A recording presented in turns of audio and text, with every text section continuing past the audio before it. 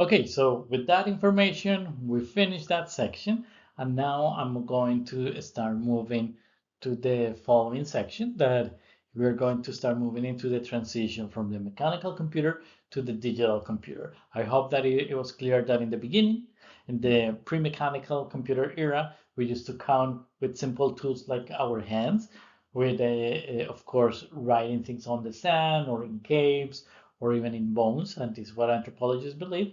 And we also had our brain that is an amazing machine. Yeah. Then we move into mechanical devices, and I focus on few of them, but there were many of them. So if you, I don't know if you have seen the different type of watch that different cultures or different civilizations built. So there were so many, and they used a lot of them, different types. And the same thing happened with navigation in the ocean. There were a lot of tools that they were created. Now we're going to start moving into the next era. And in this era, we're going to make a tiny introduction in which we're going to talk about the electromechanical computer, that it was the beginning. Yeah, there was a transition to go into this um, digital computer era. So in between the digital computers and the mechanical computers, we have these electromechanical devices that have components of both.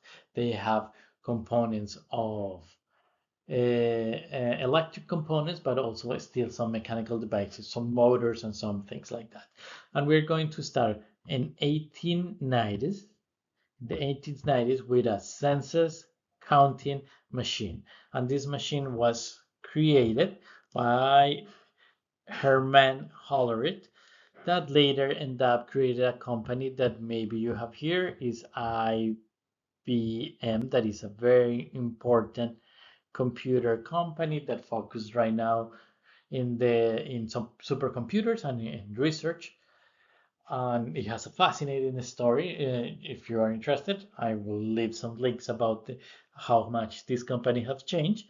And this company created one of the last electromechanical computer that it was called the Mark One. So they support a professor from Harvard in 1944.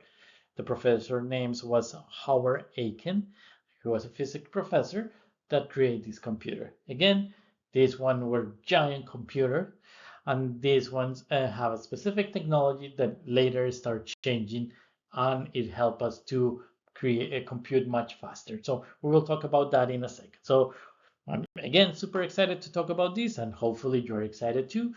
And let's move into the next section.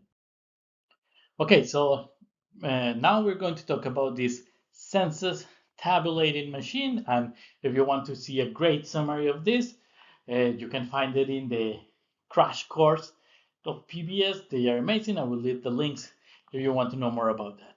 So here, I'm just going to show you, if you like science, you know what is Scientific American, an important journal.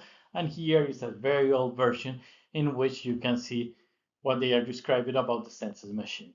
So let me tell you this very interesting story. This guy, Herman Hollerith, he was a statistician from the US, and he worked for the census. And from 1880s to 1890s. And according to the Constitution of the United States, there is a requirement to make a census every 10 years. And why that is important? Because the House of Representatives, the number of members is proportional to the population. So every 10 years, you will need to know the population. And they had a big problem because in 1880s, the census took around 7 years. Yeah. And at this point, they have a lot of immigration. So the census was going to take forever. So it was going to take more than 10 years. So you need to be a rocket science to think that you need to find a different ways to do this census, and this is why they start creating these computers. And let me show you what he did. So let me show you the machine. Again, here you have the census counting machine, and you will need a sorter where that you put all the different punch card there. Here you can find some examples of the punch card. So for example, those punch card, If you were married, you punch the card. If you were not married, you don't punch it, or you punch a different section. Depending on your age, you have to punch it in one section or the other one. So in that way, you were able to move this thing. Somebody will move it and they analyze it. They have a mechanism to analyze that much faster. Okay, so the machine was a big success, and it allows us to process the data in only a few months, despite of having more people than ever in the US. And this gave an idea to this statistician that he was create a company associated not only this machine but many other machines together. So just as a reminder, I show you that this machine needed punch card, and computers in the beginning, it was very common that they have punch card, and in the punch card you have all the data, and in this case the punch card were sorted into the sorting machines, and then they would move into the census counting machine where they were read based on the holes that they have. Yeah, and the census from 1890 took some years to collect, but took few months to process. So it was a huge success, as I told you, and as a result of that, a company was created that I already told you that it was IBM. So maybe you have heard about IBM. Yeah, so in the beginning it was called Tabulated Machine Company, and here you can see how the logos start changing. Yeah, IBM was the largest company of computers, and then there was a change in the 70s, 80s with the presence of these personal computers, and they switched the business to more supercomputers and more research, and Apple and Microsoft and all these new companies appear. And yeah, it's a fascinating story. I will leave the link if you want to know more about this. But you can see that this company is very old. So remember, this guy, Herman Hollerith, was the first American associated with the history of computers. And it's not a surprise that he was the first one who made a lot of money using that. How he created a company associating many people that work with many mechanical devices. And his company in the beginning was called Tabulated Machine Company, that later ended up being called IBM, that stands for International Business Machine Corporation. Okay, again, fascinating story if you want to see what happened later, because this company almost went to bankruptcy in less than a decade because of, and it's fascinating. The people that used to work creating computers, they were all people that they didn't use computers. It's fascinating. Yeah, the managers. So this is why Steve Jobs and the guy from Bill Gates, they were young people that actually used the computer, so they knew what actually was needed. While the big bosses of IBM, they didn't use computers. So it's a fascinating study if you are interested about that, and I will leave the link in case that you want to hear more about it. So now I'm going to talk about the Enigma machine, and maybe you know this Enigma machine because similar to me, you watch this movie, and later we will talk about why they had this name, the Imitation Game, that is related to artificial intelligence, and we will talk about that in the following lecture. And this Enigma machine, you remember that I told you I talk about mechanical devices that have different functions, and I was only focused on computer, yeah, and computing things and in calculating things. This Enigma machine was an example of a specialized machine that in this case it was not creating calculation, it was encrypting messages, and it was very important during the war. So if there was a message like we will attack this town at this hour, they had to encrypt that message, or we need to escape, all our food is coming at this time, so we don't need that they steal it, so that message need to be encrypted. And if you watch the movie, they will say that Alan Turing says something that the best way to beat a machine is with another machine, and you will see that they end up making a machine called the bomb, and then that machine was able to de-encrypt those messages. And this machine, it was an electrical mechanical machine. And yes, if you this is something that it blew my mind. I wonder you think what was the total number of possible combination of this German Enigma machine that the Nazis use. So a code, yeah, in this machine it will give you around, and I don't think I ever hear about a number like this, 159 quintillion combinations. Yeah. So if you're like me, that you know, the first time that I hear about this word, quintillion, is this. Yeah. And if you want to see it in a scientific notation, is 10 raised to the power of 20. So it's a huge number. And if you want to think about how many people, how many hours will take to figure out that, without a computer, if we make a large group of people without no stop, not sleeping, not going to the bathroom, not eating, it will take millions of years to solve the combination. So a computer was needed to solve this. And with the machine that Alan Turing and his group developed, the encryption took around 20 minutes to a few hours.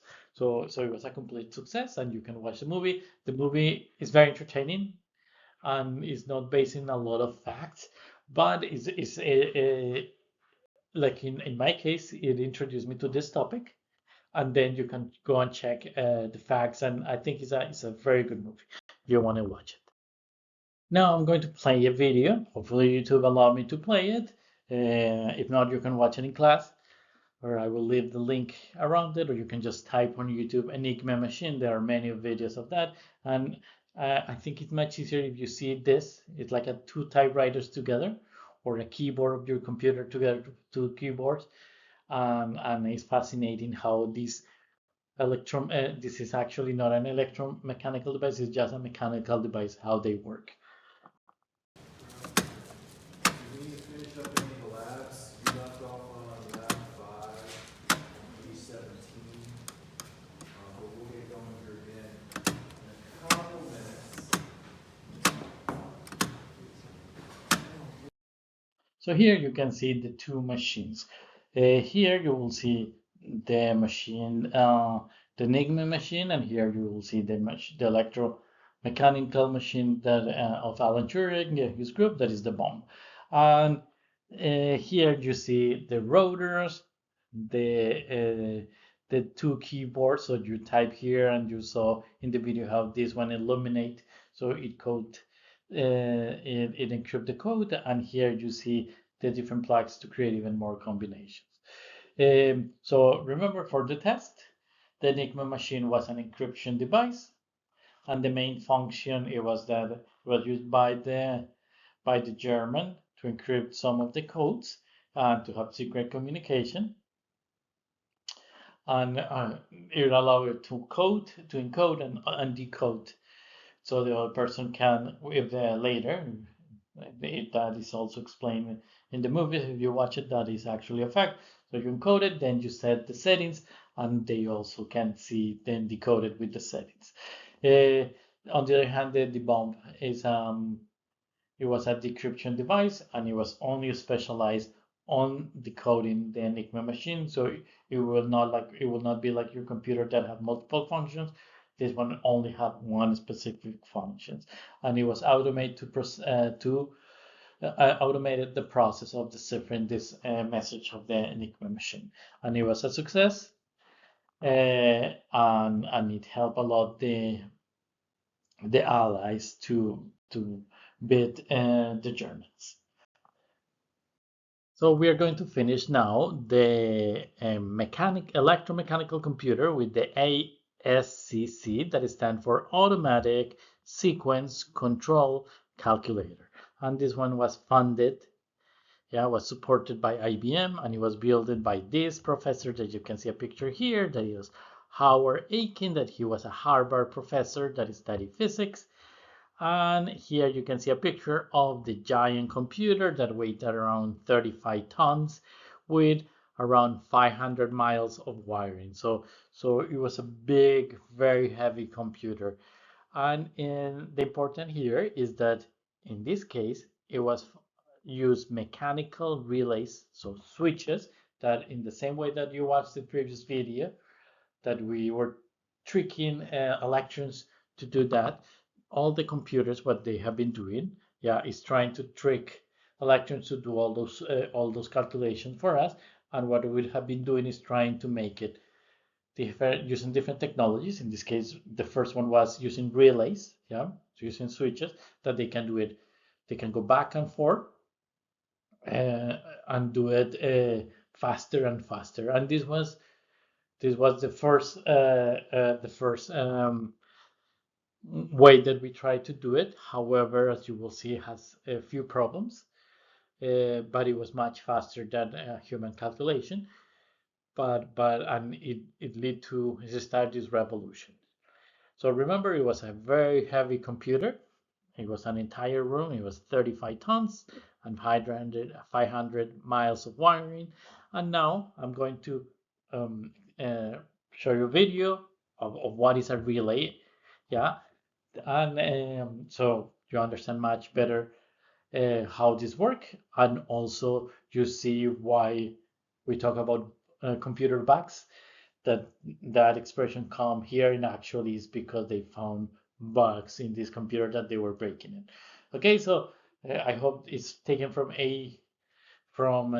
Crash Course from PBS again. Hopefully you enjoy it and you watch the entire video from them too. And let's start. Our last episode brought us to the start of the 20th century, where early special-purpose computing devices like tabulating machines were a huge boon to governments and business, aiding and sometimes replacing rote manual tasks. But the scale of human systems continued to increase at an unprecedented rate. The first half of the 20th century saw the world's population almost double. World War I mobilised 70 million people, and World War II involved more than 100 million. Global trade and transit networks became interconnected like never before, and the sophistication of our engineering and scientific endeavours reached new heights. We even started to seriously consider visiting other planets. And it was this explosion of complexity, bureaucracy, and ultimately data that drove an increasing need for automation and computation. Soon those cabinet-sized electromechanical computers grew into room-sized behemoths that were expensive to maintain and prone to errors. And it was these machines that would set the stage for future innovation.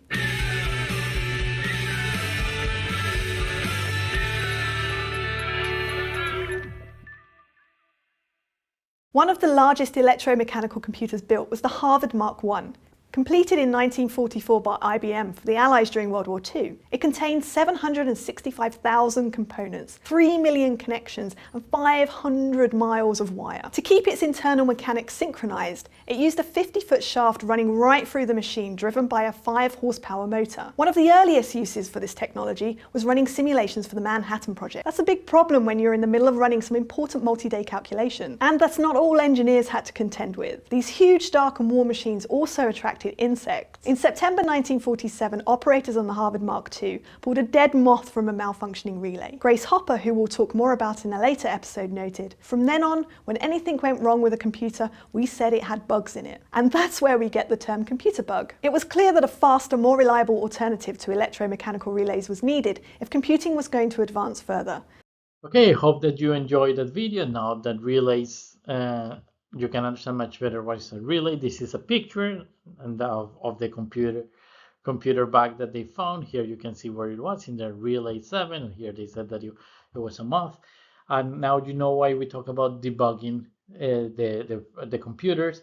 In that now we are talking about glitches and problems in the computers. That was actually in the past. It was actually bugs in the computers. So just a cool story that I wanted that you hear. And now we can move into actually the digital computers. Now we're going to go back to Alan Turing. Here is the picture, if you remember him, and in this case he proposed earlier than before this universal machine. And this was proposed in this paper, and the main idea is that with this paper he laid the foundations for the modern electronic computer. So don't think that he was creating a software or a hardware to do that. He would create the foundations. And what he was doing with this paper of 1936, he was asking this question: is there a general algorithm that can solve all the mathematical problems. So different from the Enigma, different from the bomb, different from other machines that they were doing a specialized task. What he was proposing is to create a machine that it was able to solve a vast number of problems. Yeah, that is what more or less what our computers do. Yeah, they determine if any mathematical statement is true or not. So that is what we do with many of our computers. And the idea that he was going to be able to solve a vast range of mathematical problems. And the thing that he proposed is what led us to this new era of computing. So Alan Turing, again, not only important for the electromechanical computer, but also to lay the foundation of modern electronic digital computers. So now, as I said before, we're going to move into the digital computers. And the first one way that we're going to show is this ABC, that it was created in the 1939, that it used a different technology, that in this case it was vacuum tubes, that it was the next step, and I will show you why they were more reliable than the relays that we just talked. And at the end, I will talk about not a lot about our present computers, that they don't use relays, they don't use vacuum, they use something called microprocessors that use the same technology, but just they're more powerful, more reliable, and they are much smaller, and that allow us to have more computational power in a smaller device. Another example of early computation, yeah, it was this ABC computer that stands for the initials of the people that built the computer. That here you can see is this professor from physics and this engineer here. So the professor from physics worked at the Iowa University, and he hired this engineer that is Clifford Berry, and so this is why the name of the professor is here, and here is the engineer, and so this is why it's ABC. And here you can see the computer that is used the techniques or the devices that we already talked, like punch cards. He used a memory device that looked like a drum, and it will start using these vacuum tubes instead of relays, and this will lead us to the new technological advance that it was the vacuum tubes that we will explain in the next video. Okay, so to explain the difference between the relays and the vacuum tubes, I know that maybe hopefully you're not tired of these videos, but this is an amazing video that I found that explained very well all this information. And this is from a science educator, so hopefully you enjoy it and this is clear for you, and hopefully YouTube allow me to play it for you. The modern era of electronics began with the light bulb, but not in the way you might think. Early light bulbs consisted of a carbon filament sealed inside a glass bulb with a vacuum inside. When a potential difference was applied across the filament, current flowed through it, heating it up to over 2000 Kelvin, so hot that it glowed. If there had been much oxygen in the bulb, the filament would have burned immediately. That was the reason for the vacuum. But from the perspective of electronics, the real breakthrough came from a curious observation made by Thomas Edison. He saw that over a bulb's lifetime, the glass became discolored, turning yellow and then brown, but only on one side. So what was going on? Well, the heated filament emits not only light and heat, but also electrons. You can think of them being boiled off the surface of that carbon. This phenomenon, known as thermionic emission, had twice been discovered independently by other scientists up to 27 years earlier, but after Edison, it became widely known. In fact, for a time, the emission of electrons off a hot filament was called the Edison effect. Now, this is the beginning of the digital age, and no, it was not glamorous. Stibitz built his device out of a few batteries, light bulbs, and relays he had lying around, and for the inputs, he cut up a tin of tobacco. He built it in one night at his kitchen table, which is why it became known as the Model K. The circuit that Stibitz built is now called a half adder. But if you look at the circuit through the eyes of Claude Shannon, you realize it's actually a pair of logic gates. The output light bulb should turn on when either A or B, but not both, are closed. So this is known as an exclusive OR gate. Whereas the carry light bulb should only turn on when both A and B are closed. So this is an AND gate. This circuit uses electrical versions of Boolean operators XOR and AND. And it's possible to build other Boolean operators as electronic gates, for things like OR, NOR, and NAND. And you might say, what's the big deal?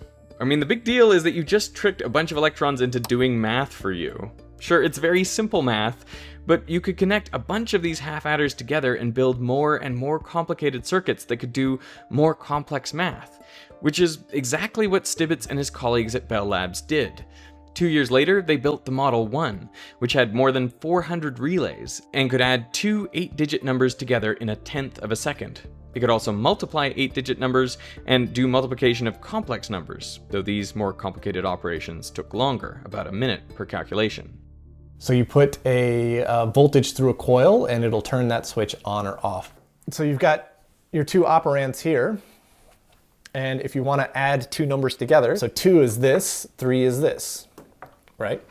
So 1, 0 is 2. Yeah. And 1, 1 is 3.